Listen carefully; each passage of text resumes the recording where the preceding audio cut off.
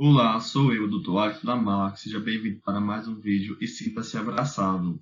Hoje eu vou falar sobre a semiologia do equilíbrio. Semiologia é o exame físico, a conversa, a anamnese, o que você faz para chegar a um diagnóstico de alguma doença do equilíbrio.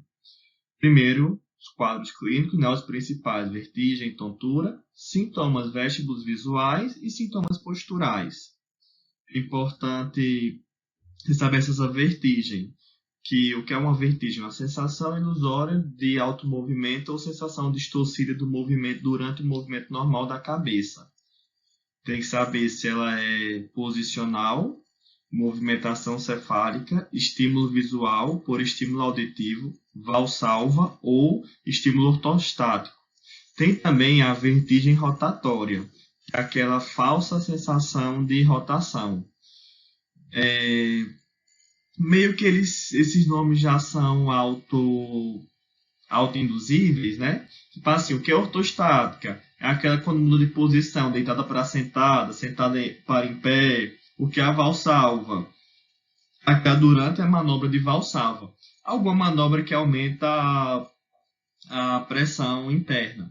Intratorácico. Um exemplo, a manobrinha, a pessoa tipo tenta assoprar essa parte aqui, o punho, mas não vai conseguir porque vai estar ocluído. Assim, um exemplo. Continuando, os sintomas vésicos visuais, nós temos basicamente quatro. A vertigem externa, que é uma ilusão de movimentação rotatória ou flutuante do ambiente. Oscilopsia, que é uma distorção visual induzida pela movimentação cefálica. Um atraso visual, que é a sensação de atraso entre o movimento de redução da acuidade visual transitória e relacionada à movimentação cefálica. E a visão borrada, que é uma sensação de redução da acuidade visual transitória em relação à movimentação cefálica. Sintomas posturais, temos o desequilíbrio, que é uma instabilidade sem uma direção preferencial, e a punção direcional, que é quando há uma tendência à queda numa direção específica. Sensação de queda iminente é a sensação e queda a queda. Aí eu trouxe aqui alguns quadros e possíveis causas e uma especialidade que pode cuidar disso. Não necessariamente precisa se reter a essa especialidade, porque tipo o médico otorrinolaringologista, ele pode cuidar de todos esses. Mas eu trouxe aqui só uma indicação para poder saber que não é só o otorrino. E meio também que eles se misturam. É porque o tratado de otorrino divide em 5 grupos, e aí, de acordo com esses grupos, possíveis causas, e aí eu fiz a divisão. O paciente chega no consultório. Ele refere uma sensação ilusória de movimento, uma vertigem, e ou perturbação da orientação espacial em que não há ilusão de movimento, ou seja, uma tontura. Tem que considerar uma síndrome vestibular periférica ou até mesmo central. O paciente chega falando que tem um desequilíbrio corporal. Você vai considerar uma síndrome neurológica, hipofunção do vestíbulo bilateralmente, uso de medicamentos. Ele chega referindo uma sensação de perda da consciência com ou sem escurecimento visual, uma pré-síncope. Vai considerar síndromes cardiovasculares, neurológicas ou até mesmo a hipoglicemia. Ele chega com um sintoma mal definido associado a sintomas psíquicos. Vai considerar síndromes psiquiátricas. E se ele chega com a sensação de cabeça leve, vai considerar sintomas por problemas metabólicos, hipotensão ortostática ou até mesmo efeitos colaterais medicamentosos. Paciente que chega no consultório com comprometimento do sistema vestibular periférico, ou seja, perda auditiva, hipoacusia, plenitude aural, zumbido, tendo ou não sintoma neurovegetativo, ou até mesmo comprometimento do sistema vestibular central, disartria, dismetria, diplopia, disfagia, disfonia, cefaleia, desmaio, paresia, parestesia, que é a sensação de formigamento. Tem que registrar data de início, intensidade, se é em crise ou contínuo, frequência e duração. Então, se a duração da tontura, duração desse quadro vestibular, é de segundos a minutos, pensamos numa VPPB, vertigem paroxística posicional benigna, uma paroxismia vestibular ou até uma epilepsia. Quando é de minutos a horas para cima, já pensa-se num quadro mais central. Minutos a horas, doença de Meniere, ataque semi-transitório, migrânia vestibular. Duração de dias, neurite vestibular, labirintite, migrânia vestibular e infarto do território basilar. E uma tontura durante uma locomoção passiva em veículos, nós pensamos, ou então até mesmo em simuladores, nós pensamos numa cinetose. Se for persistente o tempo todo, vamos pensar numa vestibulotoxicidade causada geralmente por fármacos ou uma deficiência neurológica fixa, até mesmo aspectos psicogênicos e tumores do sistema nervoso central de crescimento lento. O paciente chega com sintomas auditivos, hipoacusia, zumbido ou perturbia aural, e tem uma tontura. Vai perguntar, ela é recorrente? Sim, vive recorrendo. Vamos pensar em quê?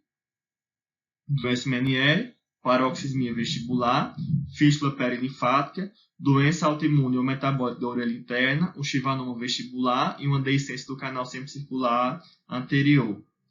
Tontura não é recorrente. Pensando no labirintite ou infarto da artéria labiríntica. Está vendo a importância de você saber os sintomas e fazer as perguntas? Que você vai excluindo alguns diagnósticos e sabendo quais diagnósticos você deve pensar. O paciente não tem sintoma auditivo associado, é só a tontura. Vai perguntar, é recorrente? Sim.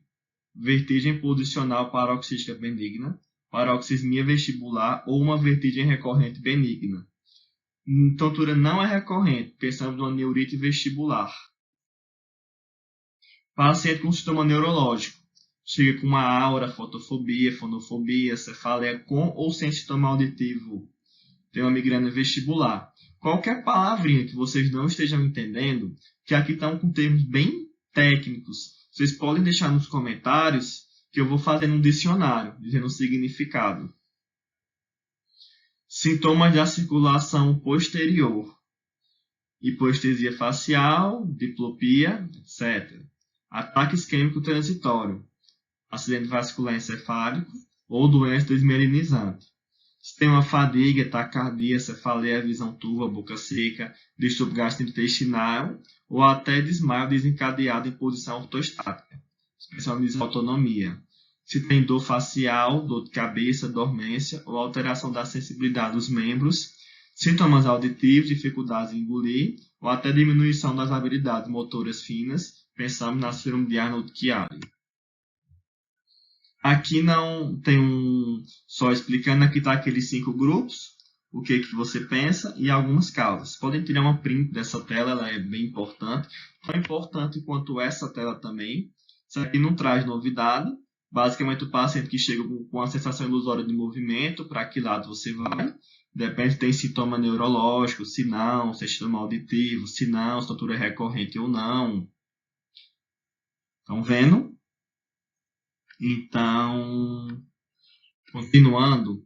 Aqui é outro fluxograma. A gente chegou com tontura, o que você vai pensar? Pode ser uma pré-síncrome, vertigem rotatória oscilatória, desequilíbrio, tontura inespecífica, possíveis causas.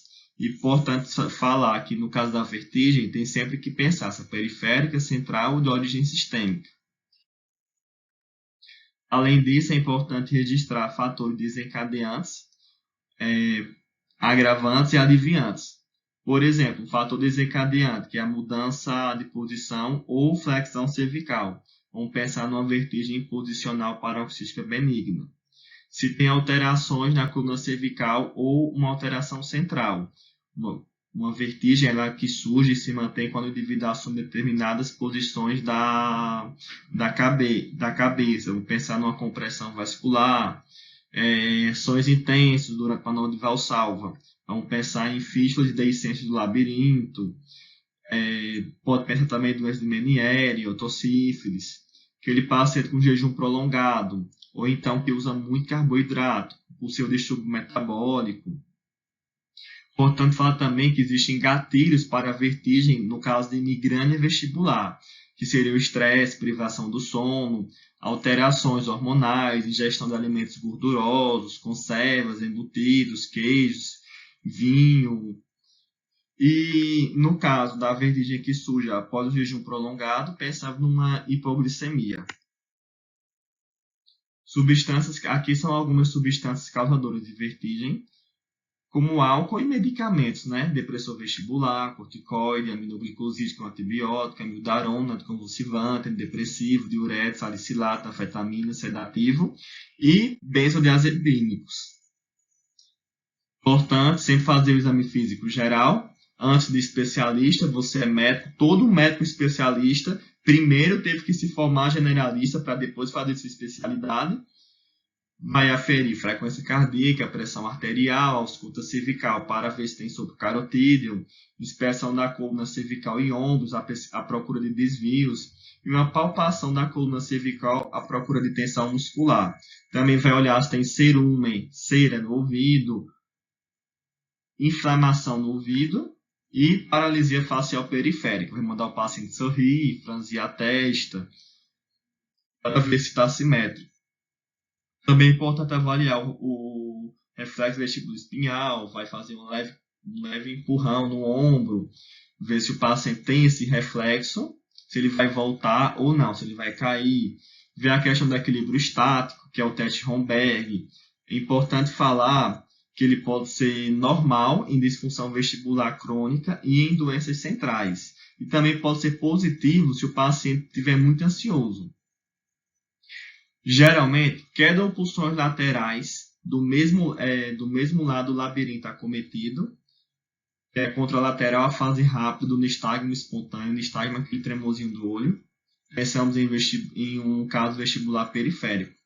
Um padrão de instabilidade irregular com tendência à queda, pulsões geralmente no sentido antero-posterior, pensamos num quadro vestibular central. Avançando. Aqui nós temos o teste de Romberg. Eu estou conseguindo mostrar o vídeo. Ela vai pedir para a menina juntar os pés, conforme vocês estão vendo.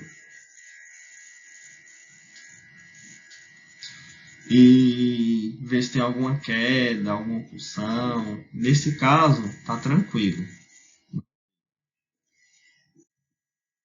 Aqui é o sensibilizado.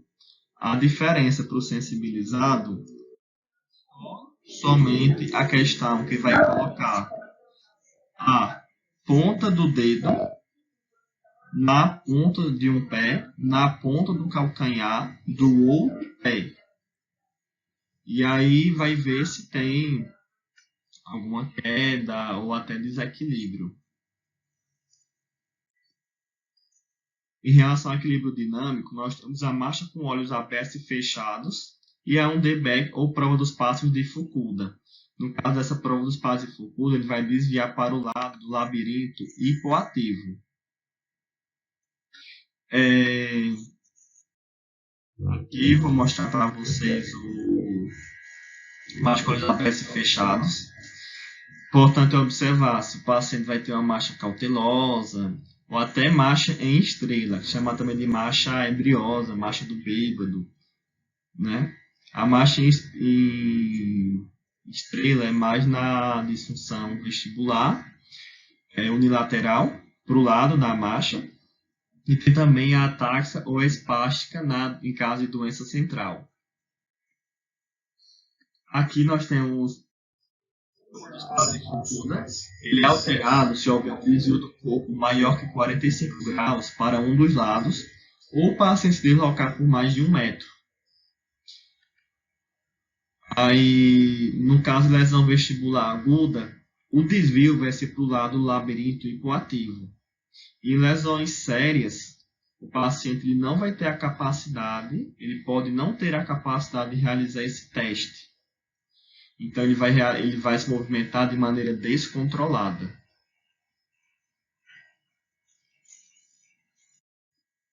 Aí existe também o reflexo vestibulo-ocular, que é a pesquisa do nistagmo. Ela é realizada ou com o olho nu ou, preferencialmente, com o uso de óculos de Fresnel. Existem os nistagmos espontâneo, semi-espontâneo, por agitação cefálica, head shake, teste do impulso cefálico, head pulse, teste da fístula labiríntica, o posicional, seja por canal cervical lateral, que é o Dixal Peak, o Sideline Maneuver, ou o canal cervical lateral, Head Roll Maneuver.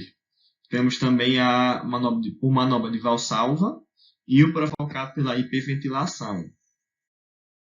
No caso do estado espontâneo, é aquele que vai aparecer com o passo olhando para frente, em posição neutra.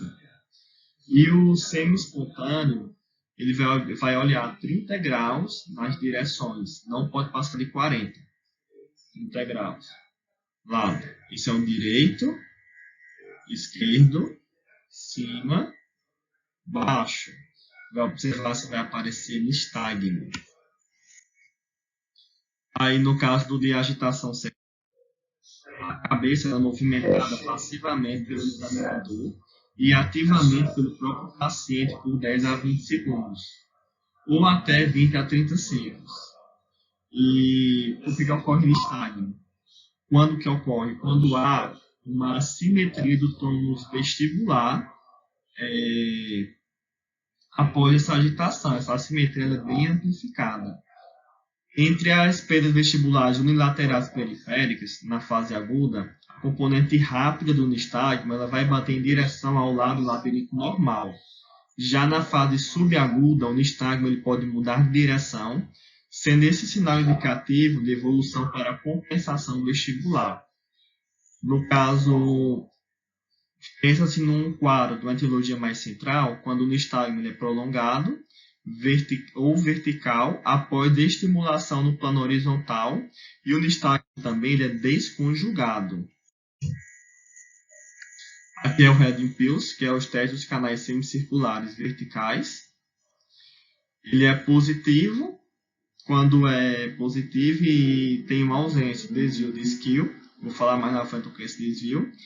Aponta para uma síndrome vestibular aguda. Você não pensa numa central. Ele também pode ser alterado em caso de lesões vasculares do território da artéria cerebelar antero-inferior e no caso de infartos cerebelares. Se tiver lesão no nervo abducente ou núcleo ou até paresia de músculos extraoculares horizontais, não é para você realizar esse teste.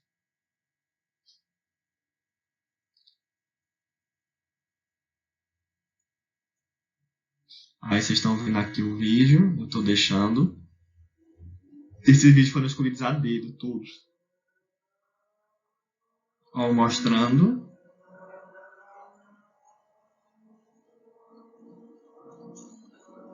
Estão vendo aqui, ó, fazendo o impulso, o head impulse. Aqui é o teste da fístula. Vai apertar o trago, apertar, desapertar, apertar, desapertar. Não é patognomônico de fístula labiríntica. Embora faça-se esse teste para diagnosticar a fístula labiríntica, não é patognomônico.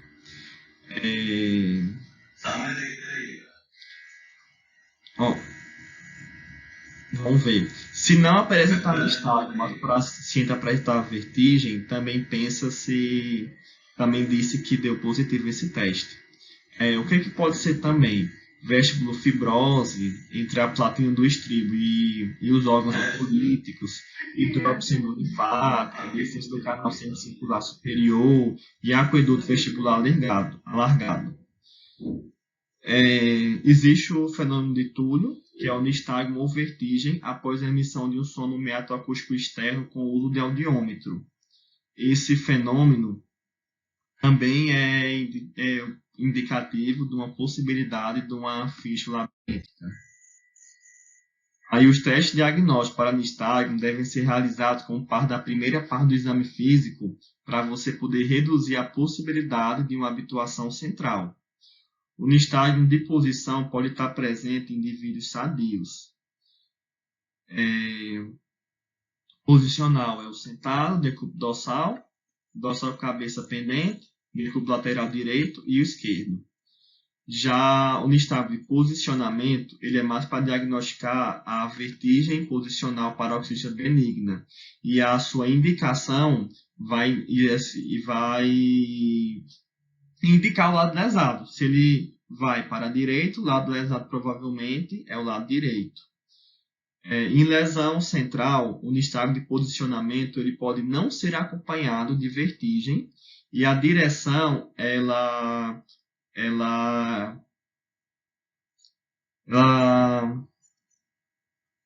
não inverte quando o paciente ele retorna à posição inicial.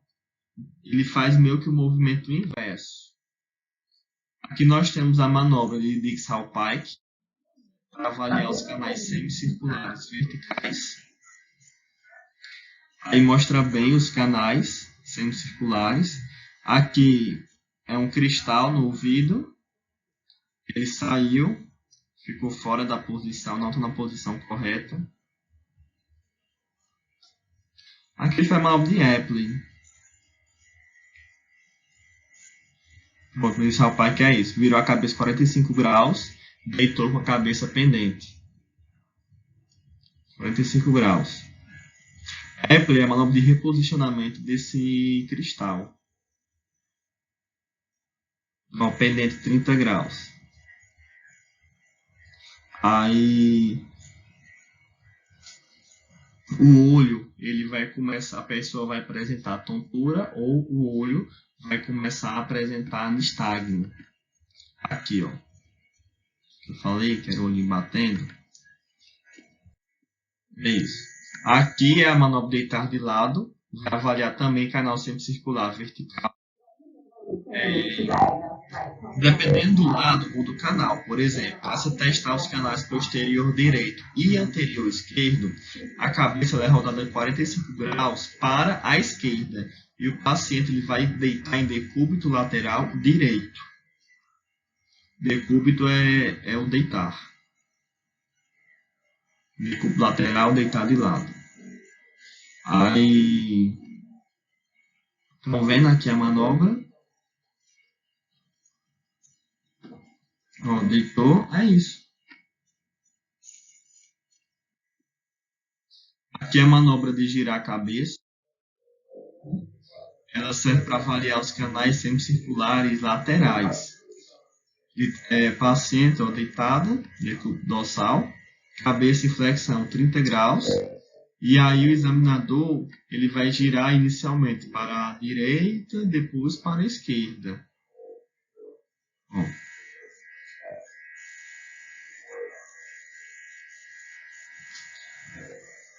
Nesse vídeo específico, ele também vai girar o corpo. Na vertigem posicional paroxística benigna, o canal semicircular lateral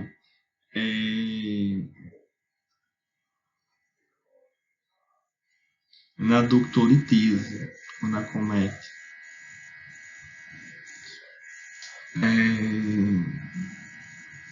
O nistagmo ele é geotrópico. Vai ser mais intenso, no caso, para o lado da cabeça com a orelha para baixo, porque ele vai de acordo com a gravidade. Se fosse uma cupulolitise, seria ageotrópico. Iria contra a gravidade, para o lado que a orelha não está virada para baixo. Aqui é a manobra de Valsalva. O nistagmo ele é indecente, circular superior, ou por anormalidade envolvendo a radial circular oval, malformação da junção crânio-vertebral e também a fístula perilinfática. Só isso, eu tenho mostrado a vocês. Importante também falar que quando ocorre na hiperventilação, pensa-se em lesão desmielinizante nas vias vestibulares. E antes de falar dos testes vestibulares centrais, eu queria que vocês curtissem esse vídeo e mandassem eles para o coleguinha da turma, para turma de medicina, algum colega seu médico, ou até um amigo que você acha que é importante ver esse vídeo. Alguém que vai numa consulta porque está com tontura, já para ter uma noção do que vai ser realizado, os testes que vão ser realizados com essa pessoa durante a consulta, as perguntas, para difundir conhecimento. É importante testar os nervos cranianos, né? Aqui está os 12 pares: olfatório, óptico, oculomotor, troclear, trigêmeo, abducente, facial, cóccus vestibular, glossofaríngeo, vago, acessório e hipoglosso. Também tem a dança, aqui uns testezinhos: dança dos tendões, a marcha nebriosa, pensamento central, lesões cerebelares periféricas, prova do index nariz, prova calcanhar-joelho, disdiacodococinesia, incoordenação cerebelar, desvio segmentar, desvio de skill, né, com a teste da oclusão alternada nos olhos, ou então head tilt, e a bateria Hintz, falar mais na frente o que é, mas são basicamente 3.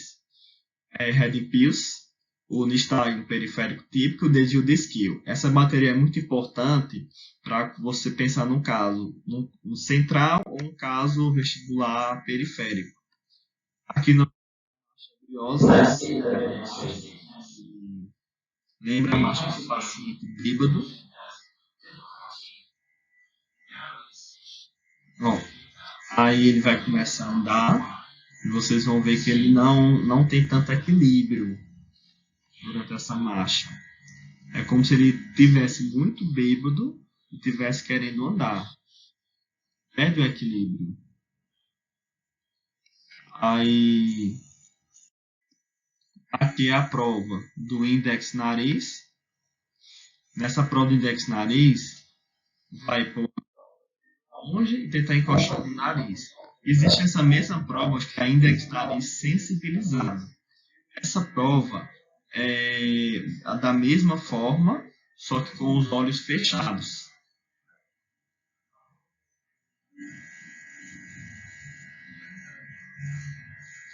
Ó, estão vendo lá colocando, ó. E aqui já calcanhar-joelho, existe a prova calcanhar-joelho e ela sensibilizada. A outra com o olho fechado. Chamamos de sensibilizada porque é mais difícil fazer com o olho aberto e com o olho fechado. Então a chance de ter alguma alteração é maior.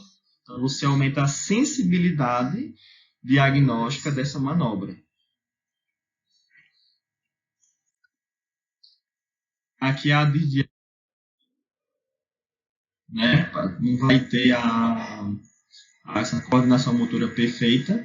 No caso de membros inferiores, essa prova seria uma extensão dos pés.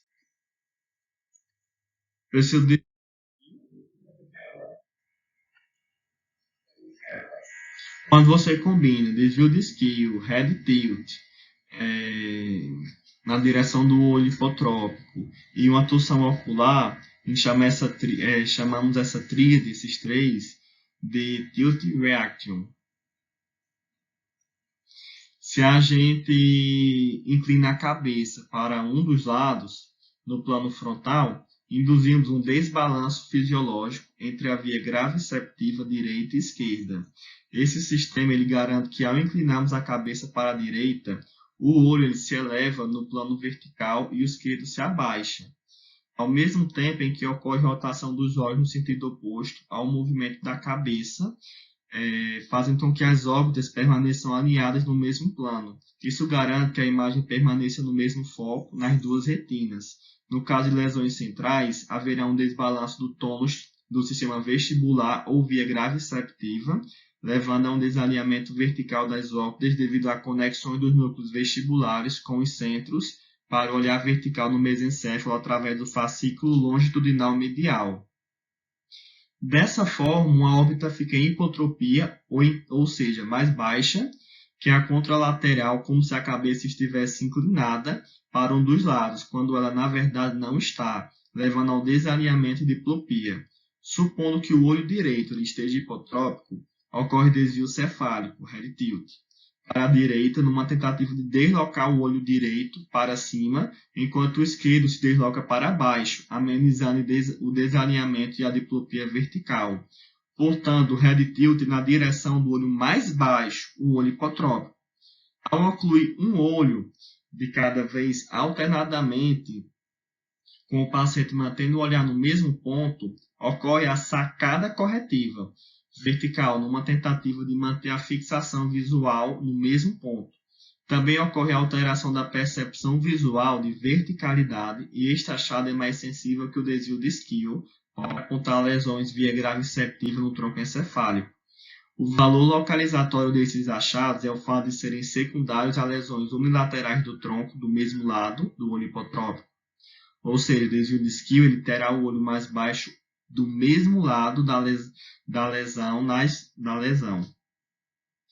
No caso de lesões pontobulbares e contralaterais, ou seja, do lado oposto, nas pontomesencefálicas, também pode haver desvio de Skill em lesão cerebelar. Nas lesões do fascículo longitudinal medial, ocorre desvio de Skill com o olho hipertrófico do mesmo lado da lesão. Aqui é a bateria RIMS, né? Eu já falei o que era a bateria. Se ela assume o padrão periférico, as manobras no padrão periférico, implica lesão periférica, mas se qualquer um dos itens assumir caráter central, pensa-se num padrão central. Nós vemos aqui os 3 testes oculomotores. Estamos vendo agora o nistagmo. Ele está mudando de direção.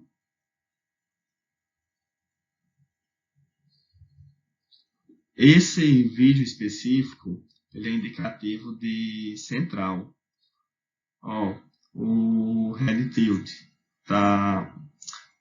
o head impulse está normal. O head impulse teste. E agora vai fazer o desvio de Skill, que é a bateria. Estão vendo? Estamos vendo aqui o desvio de Skill. Dando prosseguimento. Aqui está um fluxograma. O paciente ele vai chegar com uma vertigem, sintomas auditivos ou neurológicos associados. Está com nistagmo, é o que? É posicional. Vamos fazer as manobras, ver se é um PPB. Está ausente, não pode ficar de pé, vamos pensar na causa central. É um nistagmo espontâneo. Então vamos ver a direção, ver se pensamos na causa central. Ou se fazemos os 3, né? Faz o head impulse, está normal, causa central, alterado. Será que é periférico? Faz a pesquisa do desvio de Skill, alterado. Será que é central? Normal. Será que é neurite vestibular?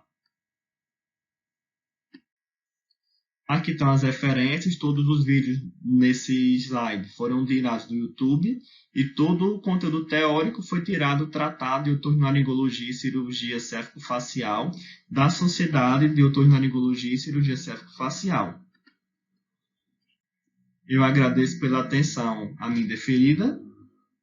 Valeu!